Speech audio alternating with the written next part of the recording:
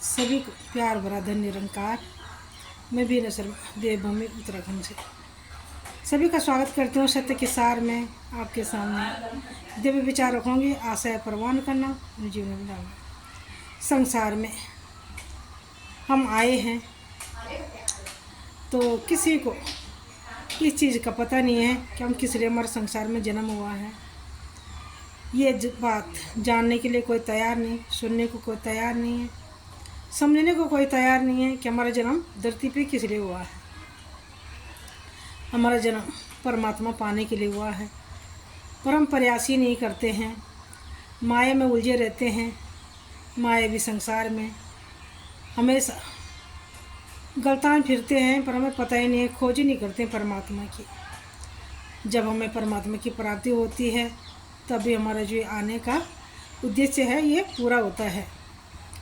नहीं तो संसार में हम खाली आए खाली गए, माया में उलझ के रह गए, मूल की पहचान नहीं की। जब जीवन में हम खोज करते हैं, कोई संत महात्मा हमारे जीवन में आता है तो हमें सदगुरु तक पहुंचाते हैं। सदगुरु में ब्रह्म की प्राप्ति करवाते हैं और भ्रम की समाप्ति। जब हमें ब्रह्म की प्राप्ति होती है तो भ्रम की समाप्ति हो जाती है। जितने भी हमारे अंदर भ्रम होते हैं वो सारे समाप्त हो जाते हैं और हम अपने मूल को पहचान लेते हैं। हमारा मूल परमात्मा है, परमात्मा की पहचान हो जाती है। संसार में जीवन आया हुआ सफल हो जाता है गुरु की कृपा से।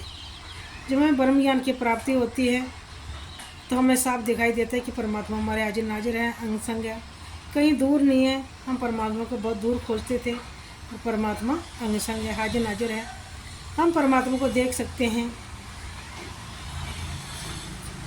भक्ति सहज भाव में हो जाती है तो अपना जीवन का कल्याण या मनुष्य योनि में ही हो सकता है, बाकी और योनियों में नहीं हो सकता है। और योनियाँ जो है भोग योनियाँ हैं। मनुष्य योनि जो सबसे श्रेष्ठ योनि है, इसी में अपने जीवन का कल्याण करना है, भक्ति करनी है और परमात्मा की प्राप्ति करनी है।